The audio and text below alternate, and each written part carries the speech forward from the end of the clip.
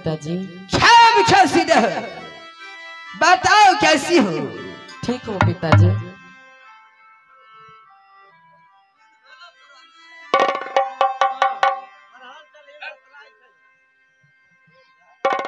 आज मैं, हाँ पिताजी। आज मैं तुम्हारे लिए एक ऐसा सामान ला के लाया हूँ। क्या चीजें लाने हैं पिताजी? क्षेत्र के मैदान से। कहाँ है पिताजी? तुम उसे देखोगी ना, हाँ पिताजी। खुश हो जाओगी। दिखाओ ना पिताजी, कहाँ है? आज मैं तुम्हारे लिए, जानती हो क्या लेके आया हूँ? क्या? मैं तुम्हारे माँ को लाया हूँ। माँ को लाया हूँ? हाँ। कहाँ है? क्या देखने ले चाहती हो? हाँ पिताजी। चलो पुत्री, ठीक है चलो। मैं तुम्हें माँ से मुलाकात करवा देता हूँ। ठीक है पिताजी। महारानी सोना, बिजली की तरह क्यों इतना चिटक रही है? ए बाजा वाला, लाइन काटो, 440 वोल्ट आवे। सुनो, यही हो मेरी पुत्री है सुगा पंखनी। तुम जरा आपस में बात कर लो। पुत्री,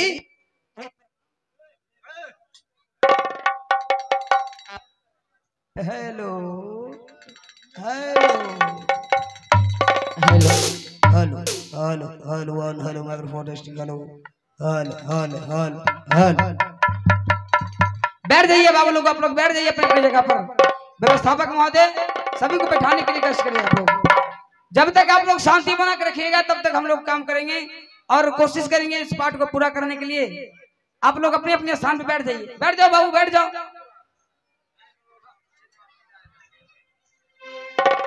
प्रणाम माँ। खुश रहो बेटी। ये तुम्हारे कौन है? पिताजी मेरा माँ। अच्छा पिताजी हुए? हाँ ठीक है, पिताजी को कहो मुझसे बात करेंगे। ठीक है माँ।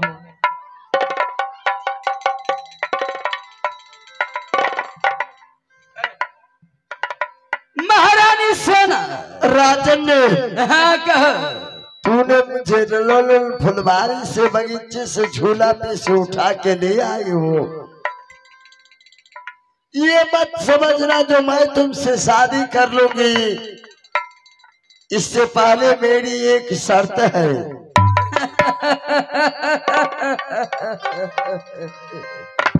शर्त?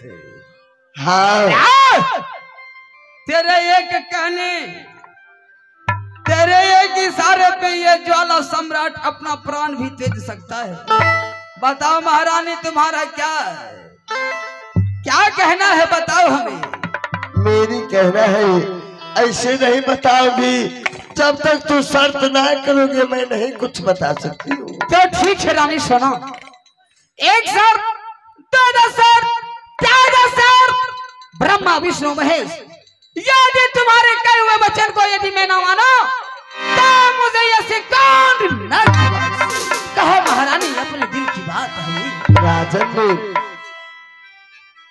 तूने मुझे राजपथरी में ले आया है। आज से मैं 12 बरस तेरी राजपथरी में रहूंगी, लेकिन तूने मेरी साथ शर्त किए हो। अगर गलत नेचर से देखोगे तो अपनी बहन की देखोगे,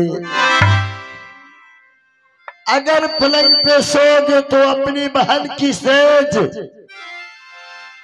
इसलिए राजन ने, आज से 12 बरस तक मैं सदा व्रत बांटूंगी।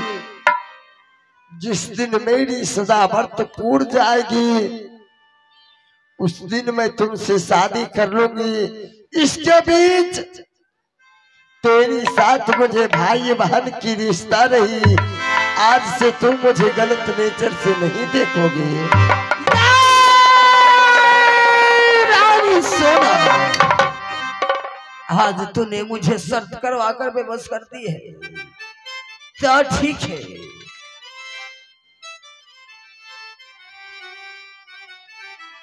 मैं हर एक आज्ञा को पालन करूंगा, लेकिन उसके बाद 12 वर्ष बीतने के सदा व्रत बांटने के बाद तुम मेरे साथ शादी करेगी ना रे? जरूर करूंगी।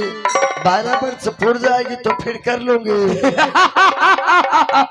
मंत्री जी महाराज।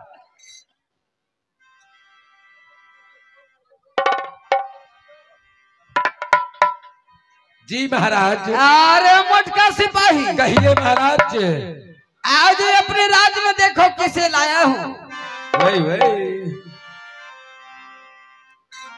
मालिक। अरे एकदम लागे चमेली के फूल नहीं, चकमक चकमक। वही वही चीज बड़ी बाप रे, हमरा मटका आंख मारे। सुनो रानी सोना, तुम्हें जो भी सामान चाहिए तुम कहो, मैं तुम्हारे लिए मैं उपस्थित करवा देता हूँ। जो भी सामान तुम्हें चाहिए मैं मंगवा देता हूँ। राजन ने तेरे घर में कौन कौन है?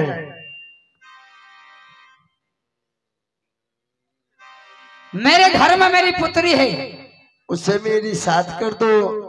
जो सामान की दरकार लगेगी, आज से तू तो मुझे भाई बहन के रिश्ते की सामान लगे हो। पुत्री जाओ माँ के साथ, और इन्हें कोई भी सामान यदि इन्हें जो भी कुछ मांगे तुम इसे ला कर देना।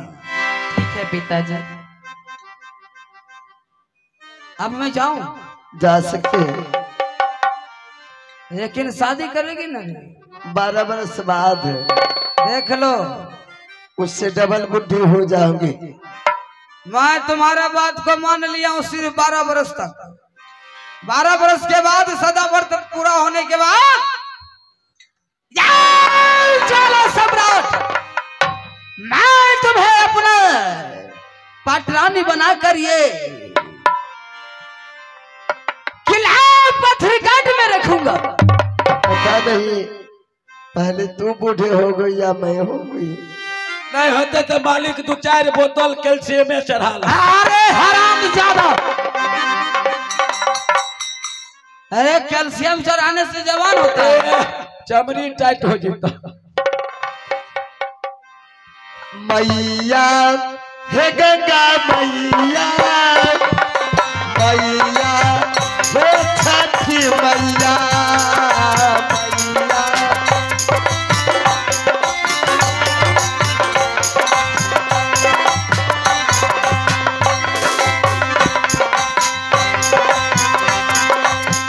मैया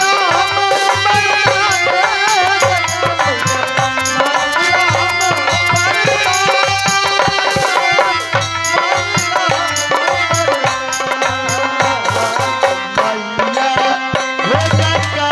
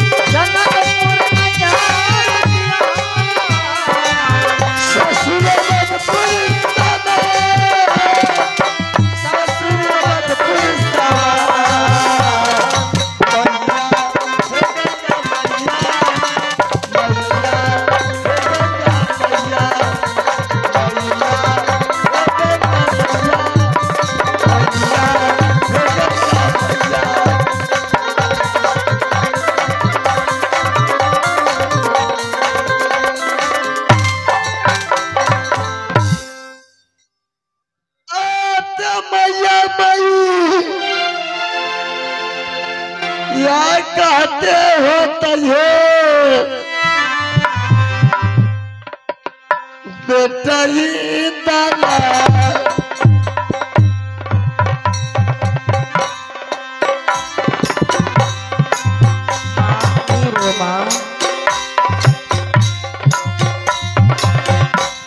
मैया मैया करी मरतई बेटा बेटा नहीं माँ नहीं हो माँ।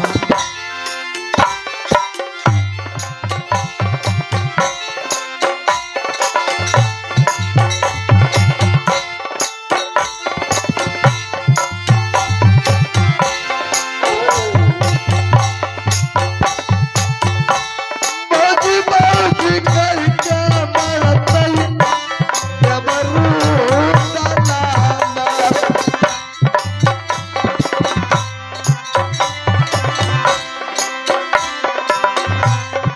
या को जा बाबा तेरी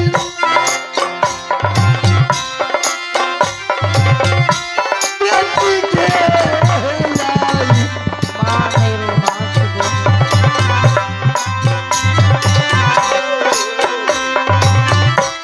छलबाजी करके ललकई तोर बाबूजी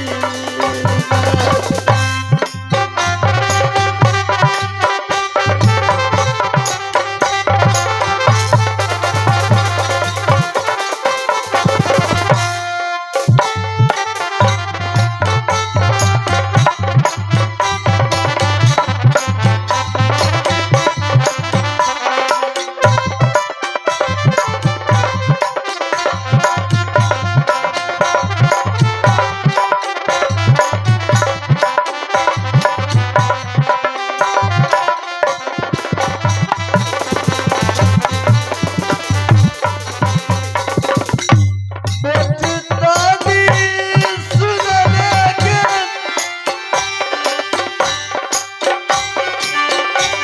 धर्म दिल के हाँ माँ शुभ माँ नहीं हो माँ।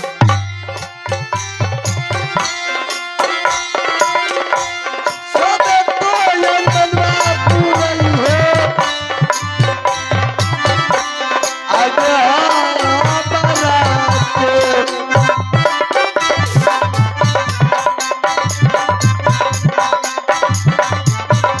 लगिया बात चाहिए है हेलो हेलो दुनिया में भाई हेलो चाय वाले रखिए खियारा बाबेदी आई के बेटिया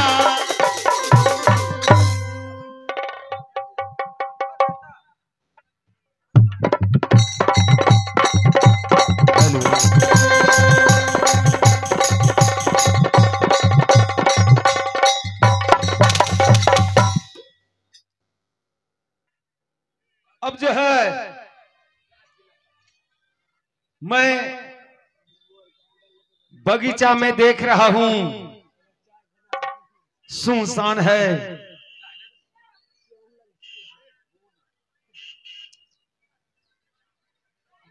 कहीं कोई नहीं है। मैं तो यहां भाभी सोना का झूला झूलते हुए छोड़ कर गया था।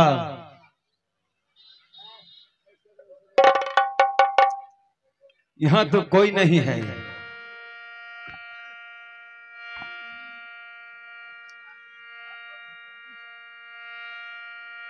पता नहीं कहां गई मेरे भाभी।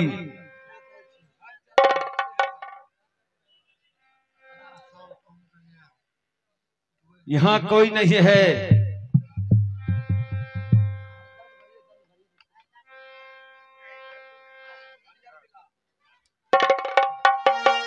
भाभी सोना, भाभी सोना,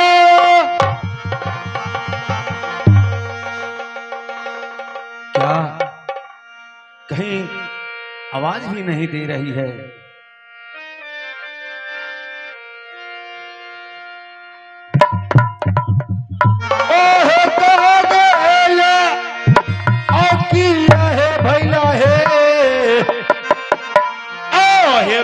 भौजी सोना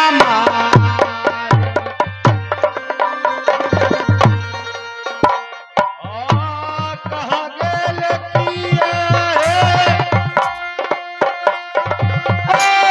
भौजी है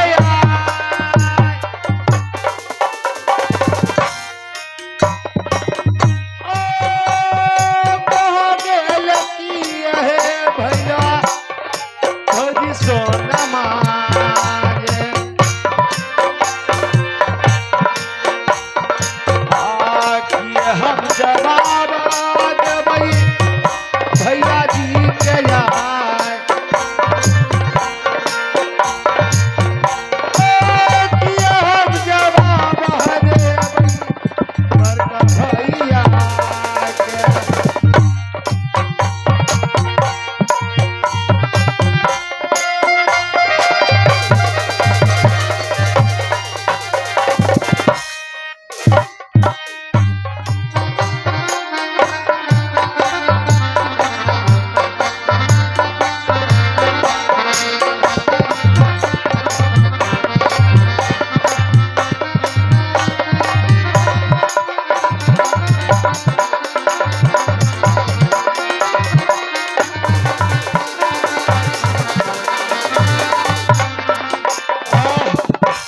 भाभी सोना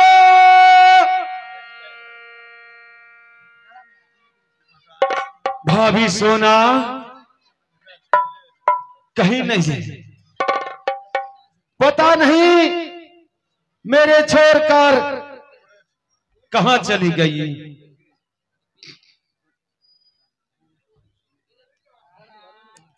आहो जुलमा आहो गुजर लई भैया इहो मेलवा ओ जुलमा ओ गुजरे भैया ओ मेलवा में आए ओ भरी तो विपदिया हो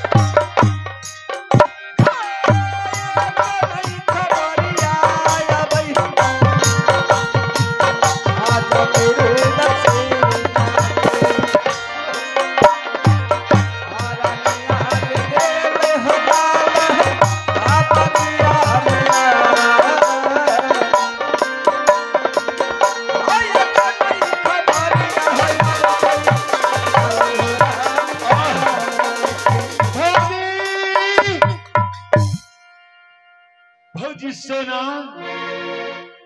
कहाँ हो भौजी? तुम कहाँ हो?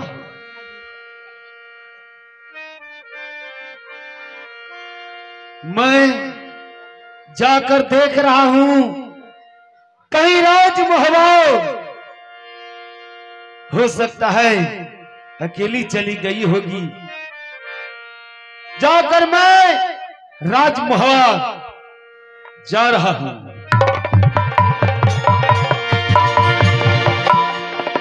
आहो चलिए तो जई बई हो, ओ मोहब्बा करा।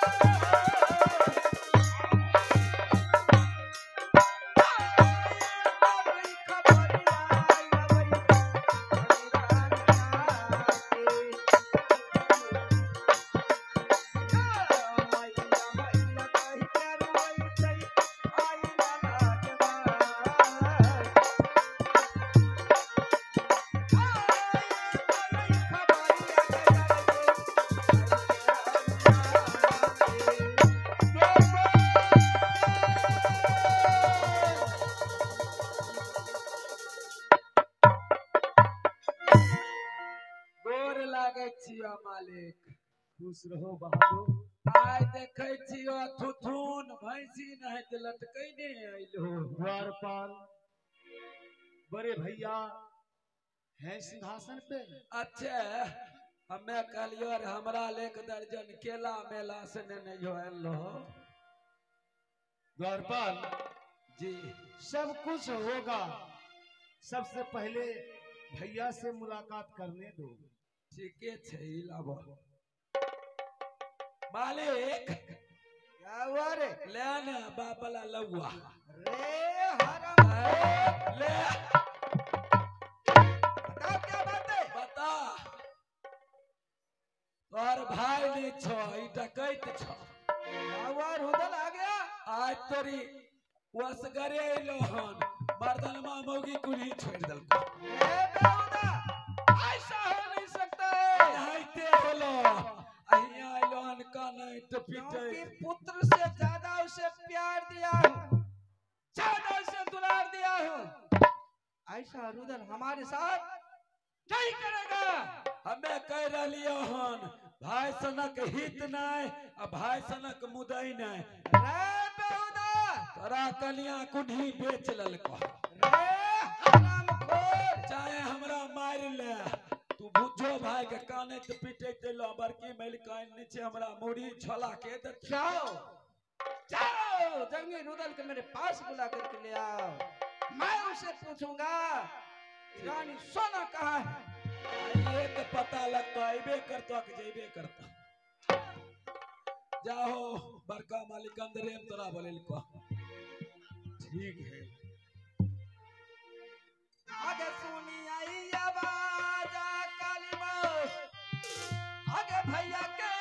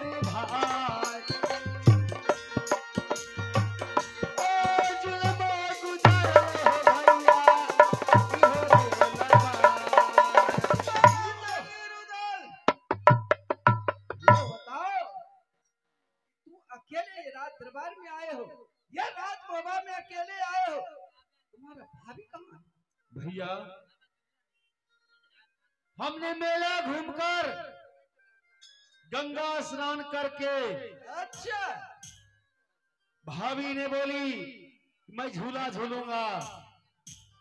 मैंने सखी सहेली का साथ भाभी का मेला झूला पर बैठा दिए।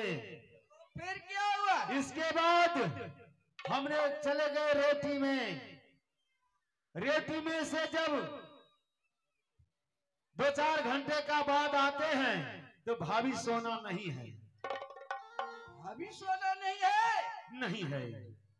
भाभी सोना के कौवा तो नहीं खा गया उस बाग में? भैया ये तो मैं भी नहीं बता सकता हूँ कि भौजी कहाँ है। हरे रनिया के तो हाँ हेरैली रे दुश्मन रे। भैया अरे जाए रे बागिया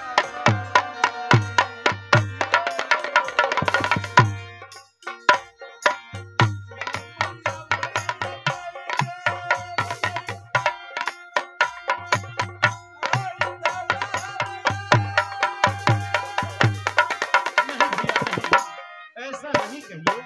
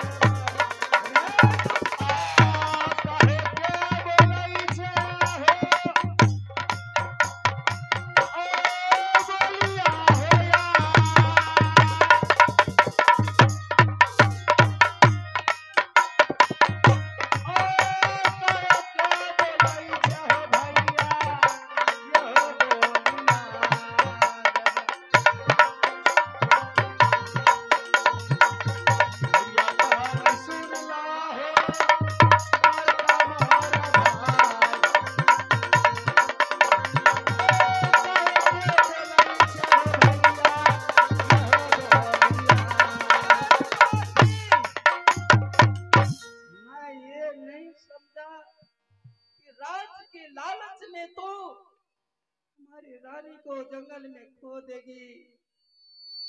ये बताओ यदि तू हमको ये पहले बताता कि भैया मुझे राज चाहिए, मैं तुम्हें राज दे देता, लेकिन रानी सोना को बगैर